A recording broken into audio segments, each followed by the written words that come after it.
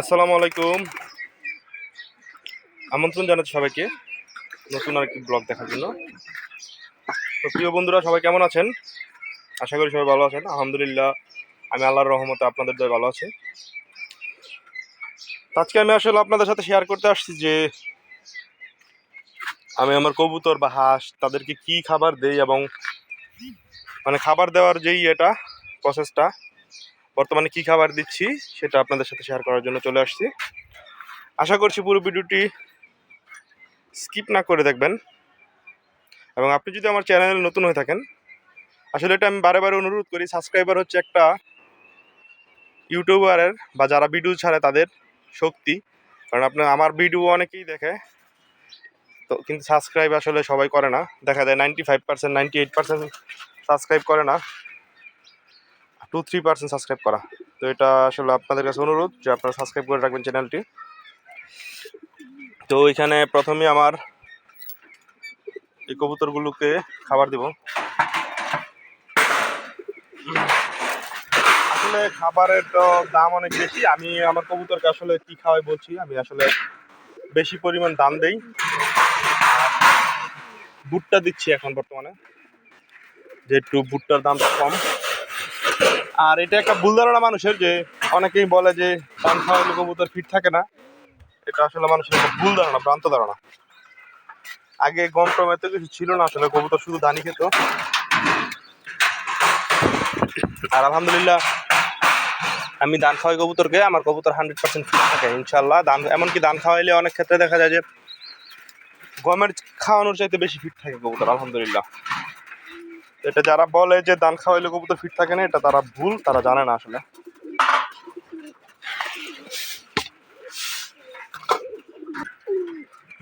তো এই যে আমি এই ধানটা খাওয়াই, ভালো মানের একটা ধান। তবে ধানটা চেষ্টা করবেন একটু গুল বা লম্বা যাই হোক, যেন আগে যে হুঙ্গা টাইপের একটা থাকে, আমাদের লোকালি ভাষায় বলে এরকম, ধানটা যেন ফ্রেশ থাকে। না হয় অনেক সময় গলা আটকে যাওয়ার একটা সম্ভাবনা থাকে। ধানটা যেন ফ্রেশ থাকে, ওইটা চেষ্টা করবেন। আর ধান অনেকে বলে যে ধান খায় না। ভাই, আপনি আপনার কবুতর যদি আপনি আপনার মন মতো খাওয়াইতে না পারেন, তাহলে আপনি কোন কবুতর পালো কিনা। কারণ কবুতর নিজের মনের মতো করে নিতে হইব। কবুতরকে আপনি যা দিবেন কবুতর তা খাইতে হইব, তাহলে আপনি কবুতর পালক।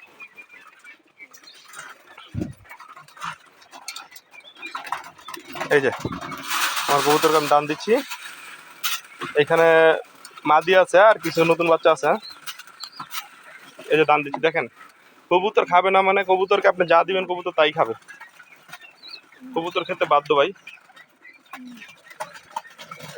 কারণ আপনি কবুতরের কথা মতো চলবেন না, আপনার কথা মতো কবুতর চলতে হবে। তাহলেই আপনি কবুতর পেলে সফল হতে পারবেন, যেই ক্ষেত্রেই হোক। আপনি গিরিবাজ পালেন, ফেন্সি পালেন, যাই পালেন।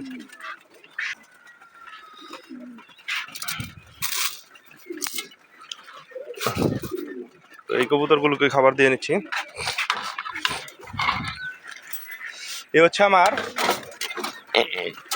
যে ফ্রাইং গেস, ওইটাতে হ্যাঁ প্রথমে দান দিছি। দান টাইপ অলমোস্ট 70% যাবে, 20% যাবে হচ্ছে গিয়ে ভুট্টা। এরপরে যেই খাবারটা এখানে মিক্স একটা খাবার আছে, এইটা যাবে 10%। এখানে আছে আপনার ডাবলি, গম, ভুট্টা ভাঙা, তারপর হচ্ছে গিয়ে বাজরা, এই কয়েকটা মিক্স। এটা একবার অল্প পরিমাণ, জাস্ট লাস্টে 10% সর্বোচ্চ দেব। মূলত দান দিয়ে এই কবুতরের পেট 70% ভরাই ফেলবো, দেখেন। আর এইখানে আসলে একটা প্রবলেম আছে, এইগুলো আবার যখন এই কবুতরগুলি থরে নিয়ে যাই, তখন আর এই কবুতরকে আমরা দান দিই না। কারণ থরের কবুতরের খাবার দাবারের সিস্টেম আলাদা। জাস্ট আমি এগুলো কিন্তু নতুনদের জন্য শেয়ার করতেছি, যারা পুরাতন তারা জানে, আমার কিন্তু ভালো জানে। কারণ তখন আর থরের কবুতর কি খাবার দেয় সেটা আমি দেখাচ্ছি। তো যাই হোক, এগুলো খেতে থাকতাম। আর কবুতর পশু পাখি সব কিছুর জন্য আর তিমির কোর্সটা খুব জরুরি। হ্যাঁ, আমি আসলে তিমির কোর্স করাইছি গতকালকের আগের দিন। ওইটা নিয়ে আলাদা একটা ভিডিও দিব ইনশাল্লাহ সামনে। তো চলেন আপনাদেরকে থরের ঘরে নিয়ে যাচ্ছি। বন্ধুরা এই হচ্ছে আমার হাঁসগুলোর জায়গা চেঞ্জ করছি। আগে ওই যে ওইখানে এক কেজি খাতায় ছিল, তেমন ওরা একটু বড় হয়ে গেছে, তাই এদেরকে আলাদা করে নিয়ে এসেছি। তো হাঁসগুলোকে আজকে প্রথমবারের মতো একটু বেশি পরিমাণ দাম দিব, দেখি ওরা দান খাইতে পারে কিনা। আর একটা বিষয় বন্ধুরা, যারা আপনারা অনেকে হাঁস পালতে চান একটু চিন্তা ভাবনা করে পালবেন, কারণ হাঁস কিন্তু অনেক নোংরা টাইপের একটা প্রাণী। নোংরা বলতে ওরা একটু পানিটা নিতে ওরা একটু ময়লা করে বেশি। তো এই যে ওদেরকে একটু দাম দিচ্ছি আজকে। আর হাঁসগুলি মূলত আনছি কিন্তু আমি ছেড়ে পালার জন্য, আর কয়েকদিন পর ছেড়ে পালবো ইনশাল্লাহ, ব্যবস্থা করে চারিদিক দিয়ে বন্ধ করে। কারণ আমার প্রতিদিন যে খাবার নষ্ট হয়, যে খাবারগুলো নষ্ট হয়েছে আজকে, খাবার মোটামুটি ভালো খাবার নষ্ট হয়। তো আমার একটা মুরগি আছে, আপনারা তো আমার নিয়মিত ব্লগ দেখেন তারা জানেন, একটা মুরগি আছে প্রায় 4-4.5 বছরের, ওইটা এইগুলো খায়, খাবারগুলো খায়। তো এখানে ওদেরকে দান দিছি, মনে হয় খাচ্ছে, বোঝা, হ্যাঁ খাইতেছে। আসলে আমি হাঁসগুলো আনছি জবাই করে খাওয়ার জন্য, আর ওদেরকে ফিড যত কম খাওয়ানো যায়, এখনও ফিড খাওয়াচ্ছি, ফিড কমিয়ে আনবো, কারণ ফিড কমে আনলে হাঁসের গুলো খেতে ভালো লাগবে, যখন এরা খাবার রান্তাতে হবে তখন। আচ্ছা, এখন ঘরের কবুতর আমি কী কী খাবার দিই সেটা আপনাদের একটু শেয়ার করি। এই যে এইগুলো হচ্ছে থরের খাবার। এখানে কী কী আছে আমি আপনাদের বলতেছি। এখানে আছে হচ্ছে গম, ভুট্টা, আনাম ভুট্টা, তারপর আছে ডাবলি, তারপর হচ্ছে আপনার রেজা, তারপর আছে বাজরা। মোটামুটি 5-6টা আইটেম মিলে এই থরের কবুতরকে দিই আমি। দিলে মোটামুটি বাচ্চার গ্রোথ ভালো হয়। আমি ভাই সম্পূর্ণ আমার নিজের ফর্মুলায় চলি থরের কবুতরকে। অনেকে অনেক কিছু দিতে বলে, এই যে আমি আসলে ওই পথে নাই ভাই, আমি আমার যেটা মনে চায় আমি সেটাই দিই। তো বন্ধুরা এই ফাঁক দিয়ে আমি থরের কবুতরগুলোকে একটু খাবারগুলো দিয়ে নেই। তো বন্ধুরা থরের কবুতরগুলোকে খাবার দেওয়া শেষ, এখন এদের পানি দেওয়া বাকি আছে।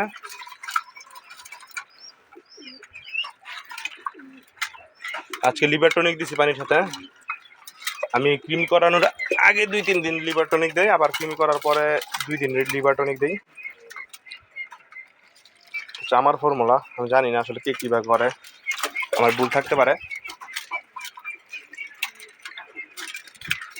আচ্ছা, আর এইখানে দিয়ে দিচ্ছি আমার মুরগিটার জন্য। তো এইখানে থরের কাজ শেষ, থরে আসলে কবুতরই কম। তো চলেন আপনাদেরকে উপরে নিয়ে যাই, বাকি ফ্লাইং কেসের কবুতরগুলোকে বাকি খাবার দিচ্ছি সেটা আপনাদের সাথে শেয়ার করি। তো বন্ধুরা দেখতে পাচ্ছেন এখানে দান অলমোস্ট খাওয়া শেষ। এখন তাদেরকে যে মিক্স খাবারটা আছে ওইটা অল্প পরিমাণ দিব। আজকে আমার আসলে বড় ভুট্টা শেষ হয়ে গেছে, আমি খেয়াল করি নাই। বড় ভুট্টা একদমই অল্প কয়টা আছে,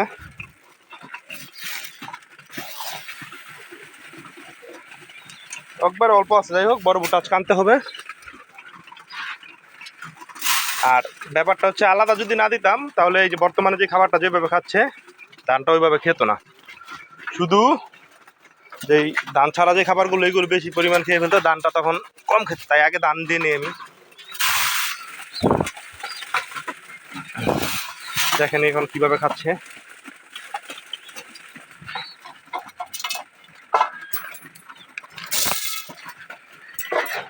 এই যে,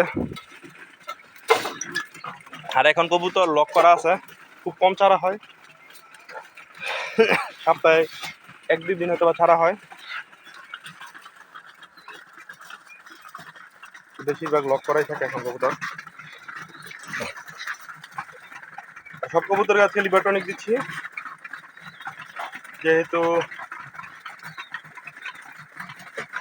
কিমির কোর্স করাইছেন যেটা বললাম।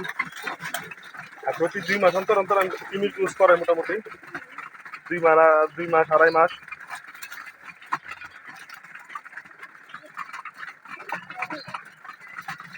আর ক্রিমি কোর্সটা আমি এক এক সময় এক একভাবে করাই, এক একটা ওষুধ দিয়ে করাই, একটা দিয়ে থাকতে করাই না। আলাদাভাবে করাইলে মোটামুটি রেজাল্ট একটু ভালো পাওয়া যায় তুলনামূলক। আর এদিকে বন্ধু অনেক দিন ধরে আপনাদের সাথে আমার পেঁপে গাছটা শেয়ার করতেছি। এই যে পেঁপে গাছটা মাশাআল্লাহ অনেক বড় হয়ে গেছে দেখেন, কিন্তু পেঁপের ফুল আসে কিন্তু থাকে না আসলে কেন, আপনাদের যদি জানা থাকে কারো সেটা একটু কমেন্ট করে জানাবেন। আর আনারসগুলো বেশ বড় হয়ে গেছে মাশাআল্লাহ, পাকতেছে না এখনো যদিও। আগামী বছর একটু বেশি পরিমাণে আনারস লাগানোর ইচ্ছা আমার আছে। তো যাই হোক বন্ধুরা, পার্সোনাল ব্লগটি আজকে এখানে শেষ করছি। আশা করছি ব্লগটি এনজয় করছেন। আমি আসলে যা যা করি নিত্যদৈনিক সব কিছু আপনাদের সাথে শেয়ার করার চেষ্টা করি। তো সবার কাছ থেকে আজকের মতো বিদায় নিচ্ছি বন্ধুরা। সবাই ভালো থাকবেন, সুস্থ থাকবেন, আমার জন্য দোয়া করবেন, আমার কবুতরের জন্য দোয়া করবেন। ধন্যবাদ সবাইকে। আসসালামু আলাইকুম ওয়া রাহমাতুল্লাহ।